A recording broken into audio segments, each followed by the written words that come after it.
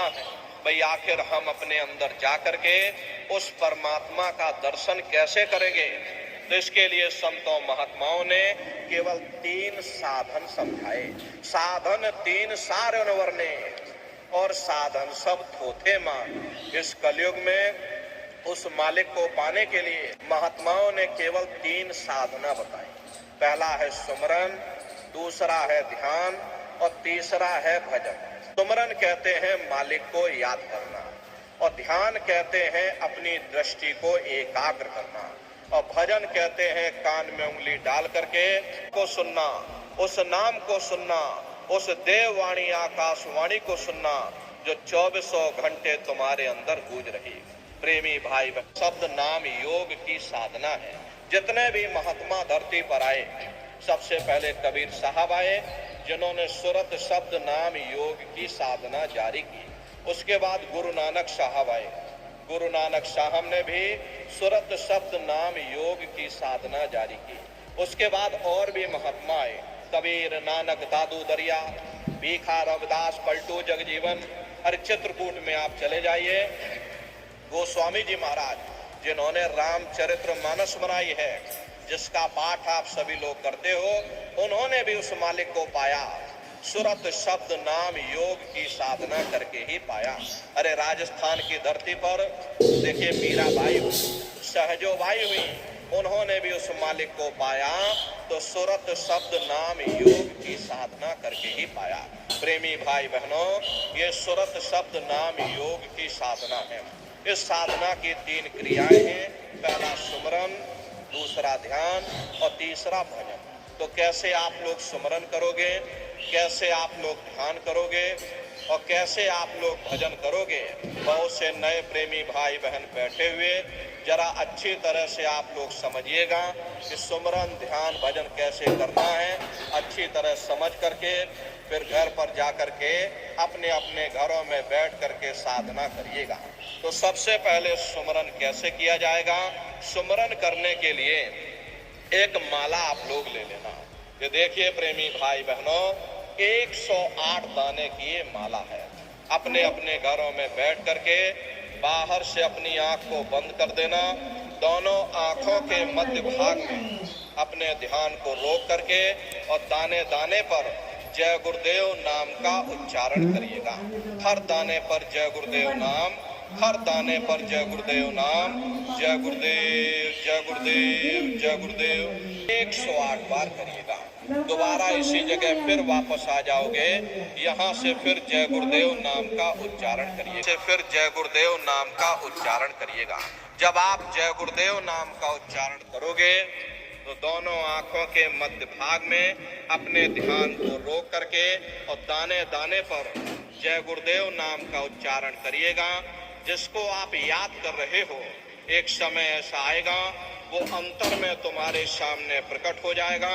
उसके स्वरूप को देख लेना, फिर उसी के स्वरूप को याद करके जय गुरुदेव नाम का सुमरन सभी नए प्रेमी भाई बहन करिए। दूसरी बार फिर यहीं से जय गुरुदेव नाम का सुमरन, तीसरी बार फिर यहीं से जय गुरुदेव नाम का सुमरन।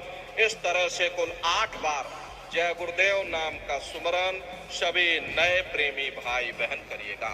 8 बार करने के बाद ये माला आप रख देना। प्रेमी भाई बहनों, ये जय गुरुदेव नाम किसी साधारण इंसान का नाम नहीं, ये स्वयं उस अनामी महाप्रभु का नाम है। समय समय पर संत महात्मा फकीर अपने अपने समय पर आकर के अपनी साधना के द्वारा उस मालिक के नाम को सिद्ध करते हैं, उस मालिक के नाम को जगाते हैं। जैसे कबीर साहब आए, कबीर साहब ने साहिब नाम सिद्ध किया। गुरु नानक साहब आए तो गुरु नानक साहब ने वाह गुरु नाम सिद्ध किया। गोस्वामी जी महाराज आए, गोस्वामी जी महाराज ने राम नाम सिद्ध किया। सूरदास जी महाराज आए, सूरदास जी महाराज ने श्याम नाम सिद्ध किया। प्रेमी भाई बहनों, गोस्वामी जी महाराज आए, गोस्वामी जी महाराज ने राम नाम सिद्ध किया। सूरदास जी महाराज आए, सूरदास जी महाराज ने श्याम नाम सिद्ध किया। प्रेमी भाई बहनों, इसी तरह से हमारे गुरु महाराज जय गुरुदेव नाम सिद्ध करके गए। जय गुरुदेव नाम का जहाज लगा कर गए। अगर इस जहाज पर सारी दुनिया बैठेगी, ये जहाज सारी दुनिया को पार करेगा। नए जीवों के लिए नामदान को और सरल से सरल किया गया। वरना बहुत से पुराने प्रेमी भाई बहन हैं, अगर उनसे पूछ लिया जाए भाई जरा नाम रूप स्थान गाली बता दो, वो तक भूल जाते हैं। अब इतने पुराने हो करके आज तक याद नहीं कर पाए तो बड़ा भारी दोष लगता है। इसीलिए नए जीवों के लिए इस रास्ते को और सरल से सरल किया गया। एक है साध है सब सद है, सब साध है सब जाए। पहले अपने गुरु की उंगली पकड़ो, क्योंकि गुरु तुम्हारा सच्चा रहमत है, गुरु तुम्हारा सच्चा साथी है। और गुरु गोविंद दो खड़े काके लागो पाई, बलिहारी गुरु आपने जिन गोविंद दियो बताई। महिमा उन्हीं की है जिन्होंने गोविंद को लखा दिया। इसीलिए कहा जाता गुरुर ब्रह्मा गुरुर विष्णु गुरुर्देवो महेश्वरा गुरुर साक्षात पर ब्रह्मा तस्मै श्री गुरुवे नमः। तीन लोक नौ खंड में गुरु से बड़ा न कोई, करता करे न कर सके और गुरु करे सो कोई। इसलिए प्रेमी भाई बहनों, साधना करने से पहले जय गुरुदेव नाम का सुमरन सभी नए प्रेमी भाई बहन करिएगा। सुमरन करने के बाद में फिर आप लोग ध्यान पर बैठिएगा। ध्यान कहते हैं दृष्टि को एकाग्र करना, अपनी दिव्य दृष्टि को खोलना, अपने शिव नेत्र को खोलना। कैसे आप लोग ध्यान करोगे, जरा अच्छी तरह से आप लोग समझ लीजिए। अपने अपने घरों में पलथी मार करके आप लोग बैठिएगा। शरीर को ज्यादा टाइट मत करना। बहुत से प्रेमी क्या करते हैं कि ध्यान के समय अपने शरीर को बिल्कुल टाइट कर देते हैं। यदि आप अपने शरीर को टाइट कर दोगे, ये शरीर आपका थक जाएगा, फिर शरीर ढीला पड़ जाएगा, फिर जैसे के तैसे हो जाओगे। इसलिए पहले से ही अपने शरीर को बिल्कुल ढीला छोड़ देना। जितना आराम से आप बैठोगे उतना आपके लिए अच्छा रहेगा। तो ढीले बदन से आराम से बैठिएगा। आंखों को धीरे से बंद कर देना और दोनों आंखों के मध्य भाग में दूर सामने देखिएगा। सामने आपको अंधेरा दिखाई देगा। बस उसी अंधेरे में एक जगह पर आप अपनी दृष्टि को एकाग्र रखिएगा। होशियारी यही रहे कि आंखों की पुतलियां हिलने ना पाए। शुरुआती समय में ये आंखों की पुतलियां अंदर अंदर हिलेंगी, लेकिन जब आप अभ्यास करोगे, करत करत अभ्यास ते जड़मत होत सुजान, जब अभ्यास करते रहोगे तो आंखों की पुतलियां हिलना बंद हो जाएगी। तो दूर सामने अंधेरे में एक जगह पर आप अपनी दृष्टि को रोकिएगा, अपनी दृष्टि को अंधेरे में एकाग्र करिएगा, या उस अंधेरे को ही आप देखते रहना। दृष्टि अपने आप अंधेरे में एकाग्र हो जाएगी। उस समय किसी के बारे में सोचना नहीं, किसी के बारे में विचार मत करिएगा। ये विचार करने की आदत हमारे अंदर पहले से पड़ी हुई है। हम किसी भी व्यक्ति को देखते हैं, देखने से पहले ही हम उसके बारे में तरह तरह के विचार करने लग जाते हैं। ये जो विचार हैं यही ध्यान में बाधक हो जाते। कोशिश ये करना जब आप ध्यान पर बैठो मन में कोई विचार ना आने पाए। शून्य हो करके, निर्विचार हो करके वो सामने उस अंधेरे को देखते रहो। जितना आपसे बन सके एक जगह बैठ करके सामने अंधेरे को देखते रहना। देखते देखते देखते देखते एक समय ऐसा आएगा आपकी दृष्टि अंधेरे में एकाग्र हो जाएगी। और जैसे ही आपकी दृष्टि उस अंधेरे में एकाग्र होगी तो सुई की नोक के बराबर काले में भी काला बिंदु, बड़ा चमकीला बिंदु होगा। तारे की तरह चम चम चम चम चमकेगा। वो चमकता हुआ बिंदु आपको सामने दिखाई पड़ जाएगा। और जब वो चमकता हुआ बिंदु सामने दिखाई पड़ जाए तब आप अपनी दृष्टि को उस बिंदु पर एकाग्र कर देना। जब आप अपनी दृष्टि बिंदु पर एकाग्र करोगे तो बिंदु के चारों तरफ से बड़ा भारी प्रकाश निकलेगा। चक्र की तरह से बहुरंगी प्रकाश होगा। वो प्रकाश धीरे धीरे बड़ा होता चला जाएगा। साधक इतना मोहित हो जाता है कि बिंदु को तो छोड़ देता, और दाएं बाएं प्रकाश को देखने में लग जाता। जब आप दाएं बाएं प्रकाश को देखने में लग जाओगे, क्योंकि प्रकाश उस बिंदु से निकल रहा और आपने बिंदु को छोड़ दिया, प्रकाश को देखने में लग गए, तो प्रकाश भी गायब हो जाएगा, वो बिंदु भी गायब हो जाएगा, फिर अंतर में अंधेरा छा जाएगा, फिर आपको उतनी मेहनत करनी पड़ेगी। इसलिए दाएं बाएं बिल्कुल मत देखिएगा।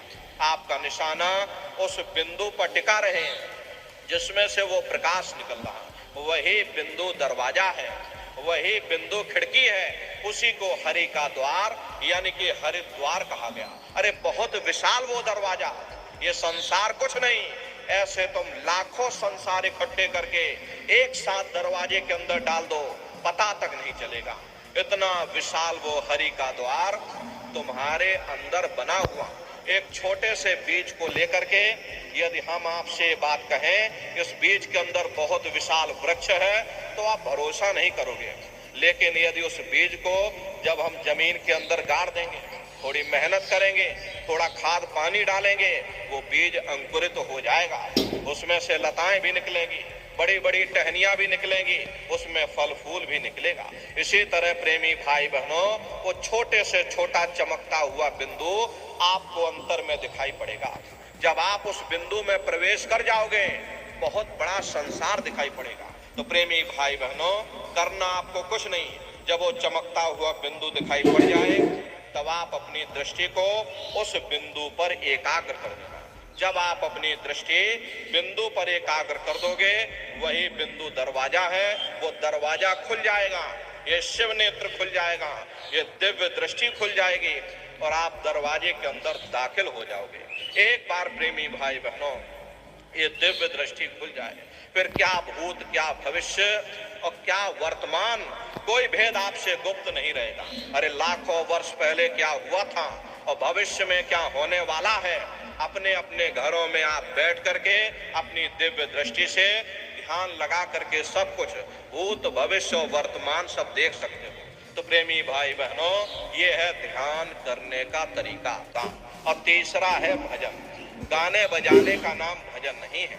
नाच गाना ढोल मजीरा, इसका नाम भजन नहीं। भजन कहते हैं उस शब्द को सुनना, उस नाम को सुनना, उस देववाणी आकाशवाणी को सुनना, जिसको पकड़ करके तुम्हारी ये जीवात्मा ऊपर से नीचे आई है। उसी आवाज को सुनने का नाम भजन है। कैसे भजन करोगे, जरा अच्छी तरह से समझ लो। ये दोनों उंगली कानों में डाल करके ये कानों को बंद कर देना। कान इसीलिए बंद किए जाते हैं ताकि बाहर की कोई आवाज हमको सुनाई ना पड़े। अपनी सुविधा से बैठिएगा, कुर्सी पर चाहे कुर्सी पर बैठ जाओ, सोफे पर चाहे सोफे पर बैठ जाओ, या कोई तकिया इस तरफ से रख लेना और दोनों कोहनी यहाँ रख करके दोनों उंगली कानों में डाल करके ये कानों को बंद कर लेना। बहुत सी हमारी माताएं बहनें बूढ़े बुजुर्ग हैं, अरे भाई आपके घुटनों में दर्द होता होगा या रीढ़ की हड्डी में दर्द होता और आप बैठ करके भजन नहीं कर पाते हो, तो आप लेट करके भजन करिएगा। ऐसे सीधे लेट जाना, लेटे लेटे आंख और कान को बंद कर लेना। मतलब तो आंख और कान को बंद करना है, चाहे आप लेट करके करो या चाहे आप बैठ करके करो। यही कहा गया कि आंख कान मुख बंद कराओ, अनहद झिंगा शब्द सुनाओ।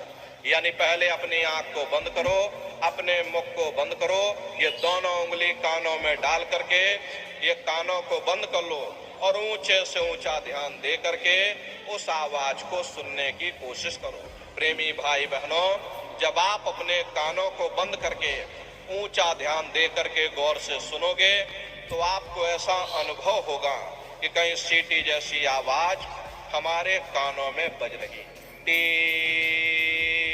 इस तरह से सीटी जैसी आवाज शुरू में आप सभी को सुनाई पड़ेगी। करना कुछ नहीं, लेटे हो चाहे बैठे हो, बस आप उस आवाज को सुनते रहना और सुनते सुनते उसी में लीन हो जाओ। जब आप उसमें लीन हो जाओगे तो कुछ समय बाद में दोबारा आपको फिर से अनुभव होगा कि कहीं बड़ी दूर से एक महीन आवाज, घंटे और शंख की आवाज हमारे कानों में बज रही। जैसे मंदिरों में घंटियां बजती हैं, टन टन टन, इसी तरह से घंटे और शंख की आवाज आपको अपने अंदर सुनाई पड़ेगी। उसी घंटे शंख की आवाज को महात्माओं ने शब्द या नाम कह करके याद किया। प्रेमी भाई बहनों, महात्माओं ने उसी आवाज को शब्द या नाम कह करके याद किया। लिखा गया महात्माओं ने कि पोथी पढ़ पढ़ जग मुआ, पंडित भया न कोई, और 2.5 अक्षर प्रेम का, पढ़े सो पंडित हुई। दुनिया वाले कहते हैं कि 2.5 अक्षर का मतलब प्रेम है। अरे प्रेम नहीं है, प्रेम में तो मात्रा लगी हुई है। यहाँ पर जिस 2.5 अक्षर का वर्णन उन महात्माओं ने किया है वो है शब्द, सा आदा पा और दा। उसी शब्द को महात्माओं ने नाम कहा। कल युग जोग न यज्ञ न ज्ञाना, एक ही आधार नाम गुण गाना। कलयुग में न योग है, न यज्ञ है, न ज्ञान है, तो कलयुग में क्या है? कलयुग केवल नाम आधारा, सुमिर सुमिर नर उतर ही पारा। कलयुग में केवल नाम का आधार है। वो नाम तुम्हारे अंदर 24 घंटे गूंज रहा। तो उसी घंटे शंख की आवाज को संतों महात्माओं ने शब्द या नाम कह करके याद किया। उसी घंटे शंख की आवाज को मुसलमान फकीरों ने कलमा कहकर याद किया। उसी घंटे शंख की आवाज को ईसा मसीह साहब ने वर्ड या लागश कह करके याद किया। उसी घंटे शंख की आवाज को गुरु नानक साहब ने धुन की वाणी, सच्ची वाणी, अनहद वाणी कह करके याद किया। चीन में जो महात्मा हुए उन्होंने इसको ताओ कहकर याद किया, और हिंदू महात्माओं ने देववाणी या आकाशवाणी कहकर याद किया। उन अलग अलग महात्माओं ने अपनी अपनी भाषा में हम लोगों को समझाने की कोशिश की कि भाई वो घंटे शंख की आवाज तुम्हारे सबके अंदर गूंज रही है, 24 घंटे धुनकारे दे रही। तो प्रेमी भाई बहनों, वही आवाज हम लोगों को सुनाई पड़ेगी।